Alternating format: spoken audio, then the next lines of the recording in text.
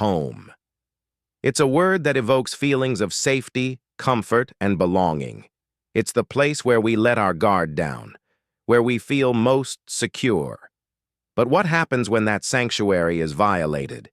What happens when the very place we call home becomes the scene of a horrific crime? This is the devastating story of Katie Sepich, a young woman whose life was tragically stolen in a senseless act of violence, a crime that began just steps from her own front door. Katie Sepich was born on December 26, 1980, in the small town of Carlsbad, New Mexico.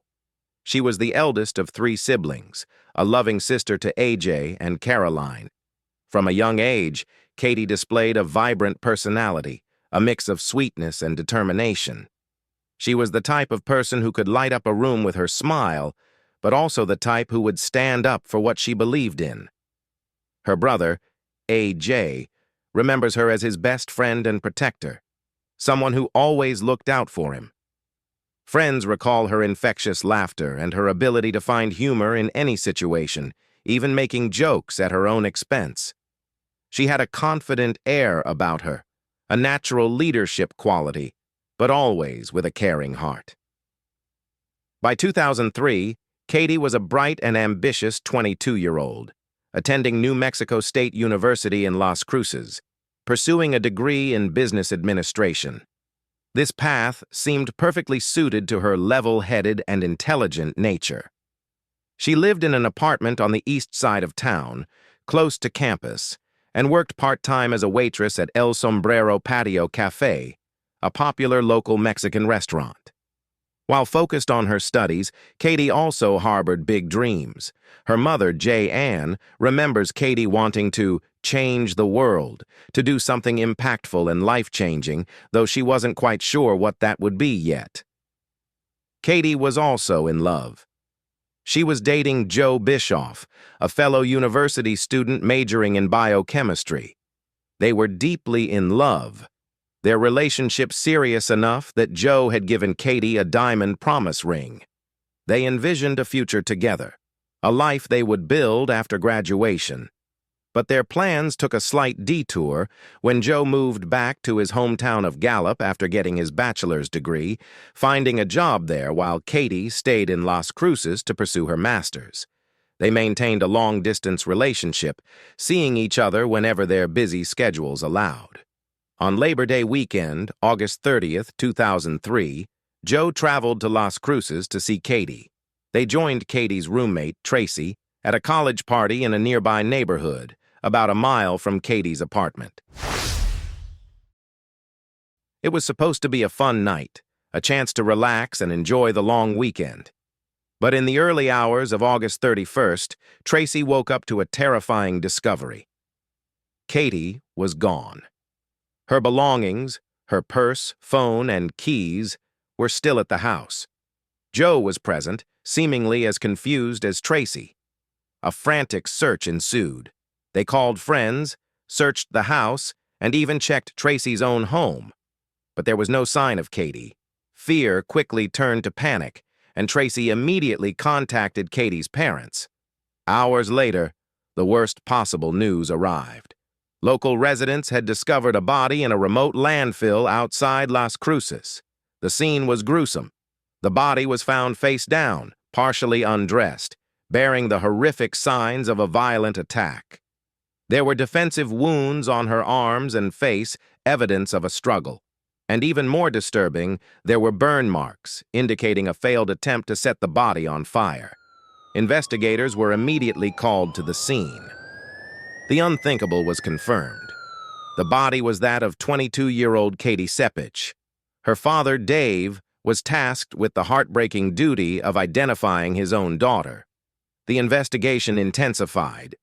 Detectives focused their attention on the last people known to have seen Katie, Tracy, and Joe.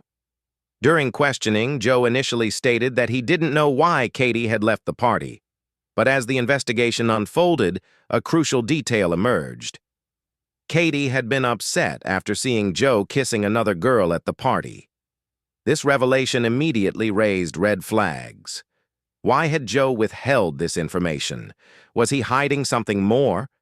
He eventually admitted to the argument and claimed he had driven by Katie's apartment later that night, even claiming he tried calling her. But this claim seemed odd to investigators. He knew Katie didn't have her phone. In the early 2000s, DNA technology was a powerful tool, but not as advanced as it is today. Still, it was the best lead investigators had. They needed Joe's DNA for comparison, but Joe refused. This refusal further fueled suspicions. Katie's family was left reeling, grappling with the possibility that the man their daughter loved could be involved in her murder. Months dragged on with no real progress. Police diligently questioned every male acquaintance of Katie's, collecting DNA samples for comparison. Every test came back negative. Then a new development. Investigators learned that Katie and Joe had been intimate before the party. Testing the bedding in Katie's apartment revealed male DNA, Joe's. But crucially, it did not match the DNA found on Katie's body. Joe was cleared, but the damage was done. His initial deception and reluctance to provide DNA had cost valuable time, delaying the investigation by months. He later explained that he feared being wrongly accused because of their intimacy earlier that day. A reasonable fear, perhaps, but the delay was significant. With Joe officially ruled out, the focus shifted to the possibility of a stranger attack. The DNA evidence pointed to a Hispanic male. Tire tracks found near Katie's body suggested the perpetrator drove a pickup truck. These were crucial clues, but they were still broad. The investigation stalled. Katie's family, desperate for answers, offered a $100,000 reward for any information leading to an arrest, but still no leads surfaced. Katie's mother, J. Ann, began to fear that her daughter's case would go cold, another unsolved tragedy, but she refused to give up hope. 3 long years passed. Then, in December 2006, a breakthrough, a DNA match in the CODIS database. The killer had finally been identified. His name, Gabriel Avila. Avila was already incarcerated, serving a 9-year sentence for aggravated burglary and assault, a crime committed just 3 months after Katie's murder. He had broken into a woman's home armed with a knife but fled when he was discovered. It was this prior crime that had placed his DNA in CODIS, ultimately leading investigators to him. Investigators learned that Avila had owned a pickup truck at the time of Katie's murder.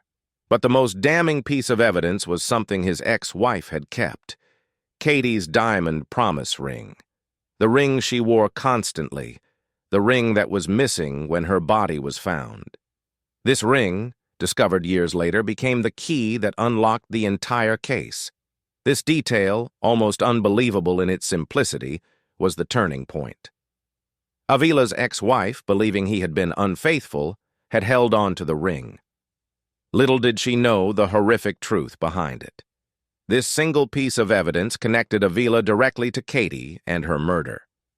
When confronted with the ring, Avila's demeanor changed instantly.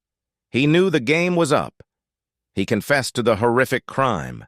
Avila's confession painted a chilling picture of what happened that night. He admitted to driving around when he nearly hit Katie, who was walking along the street. He offered her a ride, which she refused, but something inside him snapped. He followed her to her apartment. He watched as she tried to enter through her bedroom window, having forgotten her keys. It was then, in that moment, that he saw an opportunity, as he chillingly described it. He attacked her from behind, overpowering her despite her desperate fight for her life, leaving defensive wounds and DNA evidence under her fingernails. He then sexually assaulted her and, in a desperate attempt to avoid being caught, took her life. He loaded her body into his pickup truck, drove to the remote landfill, and dumped her there, attempting to destroy the evidence by setting her on fire. Avila thought he had gotten away with it. He thought the fire would erase all traces of his heinous act. But the flames extinguished prematurely, leaving behind crucial evidence that would eventually lead to his capture. On December 26, 2006, 3 years after Katie's murder, Gabriel Avila was officially charged. He pleaded guilty and was sentenced to 69 years in prison to be served after completing his sentence for the prior burglary and assault. But the story doesn't end there. Katie's parents, Dave and J-Ann Sepich, refused to let their daughter's death be in vain. They channeled their grief into a powerful mission to prevent other families from experiencing the same agonizing ordeal. They became tireless advocates for stronger DNA collection laws. They knew that if Avila's DNA had been in the database sooner, Katie might still be alive. Their relentless advocacy led to the passage of the Katie Sepich Enhanced DNA Collection Act of 2010, better known as Katie's Law. This groundbreaking legislation mandated the collection of DNA from anyone arrested for a violent felony in New Mexico. This crucial change meant that law enforcement would have access to a much larger pool of DNA, allowing them to identify perpetrators faster and prevent future crimes. Katie's Law became a model for other states across the country, revolutionizing criminal investigations and bringing justice to countless victims. Katie's dream of changing the world, though tragically realized, became a powerful and enduring legacy. It's a testament to the unwavering love of a family and their determination to turn tragedy into positive change. This case is a stark reminder of the fragility of life and the devastating impact of senseless violence. It reminds us that evil can lurk in the most unexpected places, even just outside our own front doors.